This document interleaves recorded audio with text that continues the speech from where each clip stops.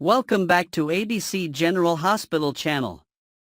Today, we unravel the latest scandals, power plays, and betrayals shaking Port Charles.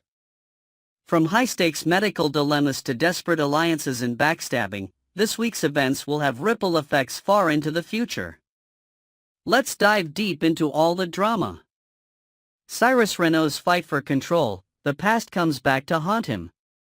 Cyrus Renault has always prided himself on being a step ahead of his enemies, but it seems his past is catching up with him at an alarming rate. As whispers spread like wildfire throughout Turning Woods, the powerful and enigmatic villain is growing increasingly desperate. He knows that in his world, perception is everything. One wrong move, one moment of weakness, and he could lose the carefully cultivated empire he's built. This time, the whispers aren't just rumors, they're calculated leaks meant to dismantle his control from the inside. Someone is feeding information to the Port Charles Police Department, and Cyrus has every intention of finding out who. He storms through the facility, demanding answers, but the problem is clear: he doesn't know who to trust anymore. The walls feel like they're closing in, and paranoia is setting in. Adding to his troubles, it seems that Jocelyn Jacques might have played a bigger role in his predicament than he initially thought. She's never been one to keep quiet when it comes to exposing corruption, and her bold personality may have unintentionally, or very intentionally, helped push an investigation forward. Did she overhear something? Did she leave behind just enough breadcrumbs for the authorities to follow? Cyrus doesn't know for sure, but he can't afford to take any chances. Then, there's the matter of the mysterious nurse, one who has access to private patient records and may have been quietly collecting details on Cyrus's past interactions. Every move he's made at Turning Woods could now be under scrutiny. What started as a minor inconvenience is now spiraling into something much bigger. But if there's one thing Cyrus Renault is known for, it's his ability to turn the tide in his favor. He isn't just going to stand by and let his empire crumble. He's a master strategist, and he will fight tooth and nail to ensure that he stays ahead of whatever storm is brewing. The question is, will his next move be enough to silence his enemies before they strike? Sonny Corinthos faces his mortality, a life-altering test in Los Angeles. Meanwhile, across the country, Sonny Corinthos is facing a very different kind of battle, one that even he, a seasoned survivor, cannot outmaneuver. His health is deteriorating, and this time, he can't ignore the warning signs. Accompanied by Natalia Rogers Ramirez, Sonny is on edge as he awaits the results of a series of crucial medical tests. Natalia, ever the voice of reason, senses his unease and asks him the question he's been avoiding: is he afraid of what the doctor will say? Sonny, always the tough guy, might try to brush it off, but deep down, the fear is real. He's not just worried about himself, he's worried about what this could mean for his family, his empire, and his ability to protect the people he loves. Sonny has built his entire life around power and control, but this is one fight he can't win through strategy alone.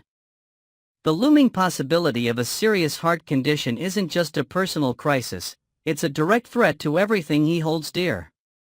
If he's sidelined, even temporarily, the vultures will start circling. His enemies, both known and unknown, will see it as an opportunity to strike. What happens if the news is worse than expected? Could he be forced to step away from the empire he built? And if that happens, who will take his place? These are the thoughts racing through Sonny's mind as he sits in that cold examination room, waiting for answers that could change everything. Natalia, sensing his inner turmoil, reassures him that no matter what happens, he won't face it alone. But Sonny knows that, in his world, vulnerability is dangerous. The moment word gets out that he's not at full strength, his enemies will use it against him. His future has never been more uncertain, and for a man like Sonny, that's the scariest part of all. Nina Reeves' high-risk play, the most unlikely alliance in Port Charles. Back in Port Charles, Nina Reeves is proving that desperation breeds bold decisions. She finds herself in a precarious position, one that forces her to reach across enemy lines and consider an alliance that, under normal circumstances, would be unthinkable. Her chosen partner in this dangerous game? None other than Carly Spencer. For years, these two women have been locked in a bitter rivalry. Their history is messy, filled with betrayals, secrets, and battles for power. And yet, here they are forced to put aside their differences for a shared goal. The problem? That goal is Drew Quartermaine, and their motivations couldn't be more different. Nina is convinced that Drew's involvement with Willow Tate is a disaster waiting to happen. She sees him as a threat, someone whose continued presence will only bring harm to her daughter. Carly, on the other hand, is livid at Drew's betrayal of Michael Corinthos. She sees his actions as a direct attack on her family, and she's determined to make sure he faces the consequences. Two powerful, fiercely protective women on a mission, Drew doesn't stand a chance. But while their interests align for now, how long will this truce last? Both Nina and Carly are master manipulators, and trust is in short supply between them. Could this alliance be the beginning of a greater understanding between them, or is it just another ticking time bomb waiting to explode? History has shown that neither of these women plays fair when they want something. They are experts in deception, skilled at turning situations to their advantage. The irony is almost poetic, two longtime adversaries, now forced to work together for the sake of their children. But if either one senses betrayal from the other, all bets are off. And what about Drew? Does he even realize the storm that's coming for him? Probably not. But by the time he does, it might already be too late. Final thoughts: Port Charles is on the brink of chaos. The stakes have never been higher in Port Charles, and every move being made right now will have far-reaching consequences. Cyrus Renault is fighting to maintain his power as enemies close in from all sides. Sonny Corinthos is facing an existential crisis, forced to confront the fact that even the strongest men can't fight time. And Nina Reeves is playing a high-risk game, gambling on an alliance that could either bring her victory or end in disaster. Who will come out on top? Will Cyrus be able to crush the opposition before they destroy him? Will Sonny's medical crisis force him to rethink his priorities, or will he continue down the same dangerous path? And will Nina and Carly's uneasy partnership survive long enough to take down Drew, or will old wounds tear them apart before they even get started? One thing is for certain: there are no guarantees in Port Charles. The only constant is chaos, and the next explosive twist is just around the corner. Stay tuned for more updates from General Hospital, where every decision could change the game forever. What do you think about these shocking developments? Will Cyrus find a way to turn the situation around? Will Sonny's health force him to reconsider his future?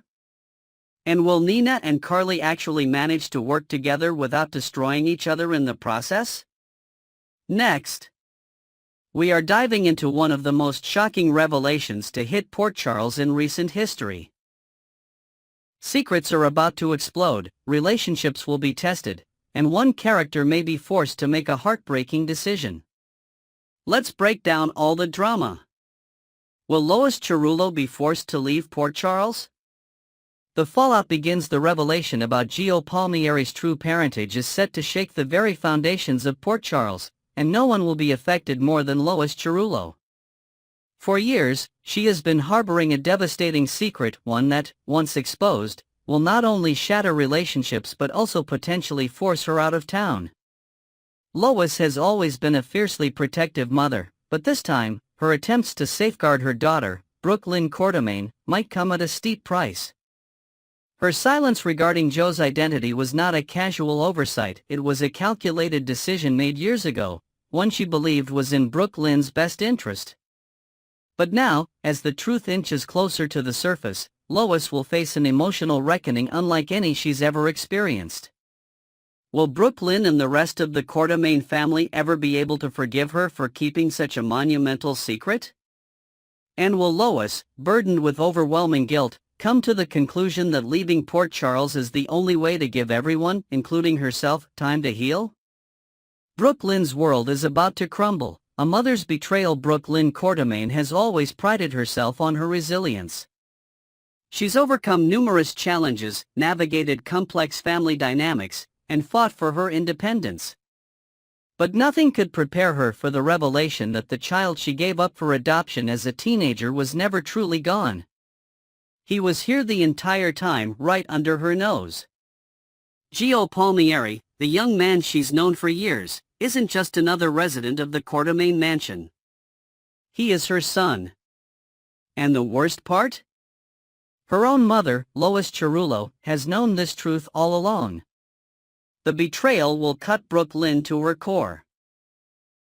The idea that she could have spent years building a relationship with Gio as his mother instead of treating him as just another member of the household is almost too much to bear.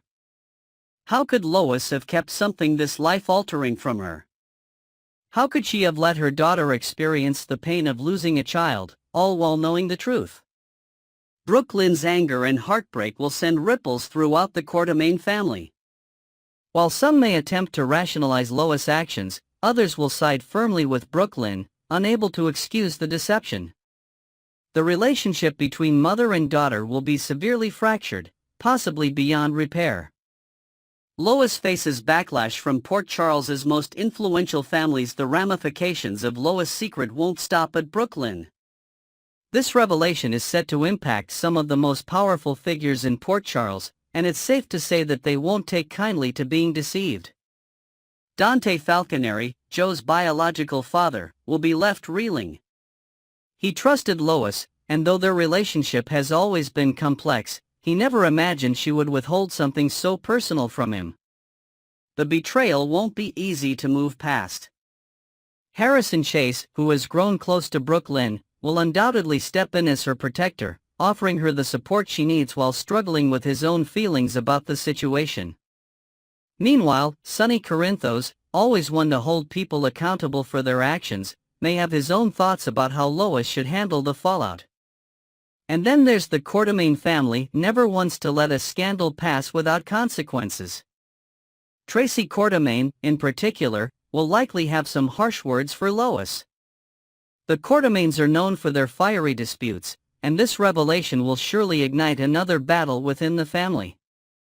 Even Olivia Quartermaine, a longtime friend of Lois, will struggle to comprehend why Lois would keep something of this magnitude a secret. The ripple effect of this revelation will be felt across multiple families, leaving no relationship untouched. Lois' guilt and decision to leave Port Charles. Faced with mounting pressure, Lois will be consumed by remorse. She never intended to hurt Brooke Lynn, Dante, or anyone else. In her mind, she was protecting her daughter from the pain of knowing the truth too soon. But now, she has to face the consequences of her choices. Brooke Lynn may not be ready to forgive her. Dante might need time to process the betrayal. The Quartermaines, and even some of Lois' closest allies, may struggle to look at her the same way. It will all become too much to bear. Lois will believe that the best way to give everyone, including herself, time to heal is to step away. The weight of her decision will be heavy, and while she may not want to go, it will feel like the only viable path forward. Returning to Bensonhurst, the place where it all started, may be the only way for Lois to regain a sense of peace. Whether this departure is permanent or temporary remains to be seen, but one thing is certain: when she leaves, she will be leaving behind a mess of shattered relationships and unanswered questions. What's next for Brooke Lynn, Dante, and Gio? With Lois out of the picture, Brooke Lynn and Dante will have to navigate the aftermath of this revelation on their own. What does this mean for Gio? Will he be able to forge a relationship with his biological parents, or will he feel just as betrayed as they do? Brooke Lynn's struggle to accept the truth may take time, but there's no doubt that she will want to make up for lost years with her son. The same goes for Dante. Fatherhood is a role he takes seriously, and despite the circumstances, he may try to establish a bond with Gio. Gio himself will be left with a massive identity crisis. For years, he believed one thing about his origins, only to have that foundation ripped away from him in an instant. How will he react? Will he embrace his true parentage, or will the emotional turmoil drive him further away from Brooklyn and Dante? The future remains uncertain, but one thing is clear: nothing will ever be the same for these characters. This secret has changed everything. Final thoughts: will Lois ever be forgiven? Port Charles has seen its fair share of secrets and betrayals, but this one will be remembered for a long time. The fallout from Lois' deception will be immense, and while she may hope for redemption one day, it's not something that will come easily. Will Brooklyn ever be able to forgive her mother? Will Dante and Gio find common ground despite the shocking circumstances? And what about the rest of the Quartermain and Corinthos families? Will they ever truly move past this? Only time will tell, but one thing is for certain: this revelation has sent shockwaves through Port Charles, and the drama is far from over. What do you think? Should Lois leave town, or should she fight to make amends? Can Brooklyn ever truly forgive her? Next, we're diving into the fascinating world of soap operas and the emotional connections fans develop with their favorite and least favorite characters. What happens when an actor plays a role so convincingly that fans can't separate fiction from reality? Let's take a deep dive into Cameron Matheson's experience with fan reactions to his portrayal of Drew Cain on General Hospital. The emotional toll of soap opera acting, real-life struggles behind the scenes. Before we get into fan reactions, it's important to acknowledge the emotional weight that actors carry while working on long-running soap operas. It's not just about memorizing lines and delivering dramatic performances. Actors bring their real-life emotions and struggles to the screen, sometimes during deeply personal hardships. During a recent appearance on The Jennifer Hudson Show, Cameron Matheson's co-star, Laura Wright, recalled a particularly difficult time when she had to perform an intense, emotionally charged scene with him. The moment was especially poignant because it coincided with a heartbreaking period in Matheson's real life. He had recently lost his home and personal belongings due to the devastating Los Angeles wildfires. Imagine having to step onto a set, pretend to be someone else, and deliver a powerful performance while dealing with unimaginable personal loss. That's the reality for actors like Matheson, who not only entertain audiences but also find themselves navigating real struggles while portraying fictional ones. This context adds another layer to the story of how deeply fans can connect with these characters and, sometimes, project their feelings onto the actors themselves. When fans take soap operas too seriously, love, hate, and everything in between. The beauty of soap operas lies in their ability to evoke strong emotions. The audience gets so deeply invested in the characters' lives that they cheer for the heroes, cry with the victims, and despise the villains with a passion. But sometimes, those emotions spill over into real life, and actors bear the brunt of fan frustrations. Matheson, known for his long-running role as Ryan Lavery on All My Children from 1997 to 2011, is no stranger to devoted soap opera audiences. However, his experience playing Drew Cain on General Hospital has been different because, unlike many of his past roles, Drew isn't always the good guy. In a surprising turn of events, he has faced backlash from fans who can't separate the actor from the character. During his appearance on The Jennifer Hudson Show, Matheson discussed how playing a morally complex character has shifted the way fans interact with him. Host Jennifer Hudson, acknowledging the strong reactions Drew Cain elicits, asked, "So, is it hard when you go out and get recognized? What do people do?" Matheson's answer? "So, the thing is that I've almost only played like the good guy, the hero, and almost everything I've done. So, in the last 8 months, it's been quite different for Drew, and many times, I've heard from people, a lot of aggression." His comment highlights a crucial reality in the entertainment world: fans love to love heroes, but they also love to hate villains, and sometimes, that hatred extends beyond the screen. A supermarket encounter that took a turn, the Apple incident. One of the most memorable and bizarre examples of this fan passion came during a trip to the supermarket. Matheson recounted an encounter with a fan that started with excitement but quickly turned hostile. At first, the fans seemed thrilled to recognize him.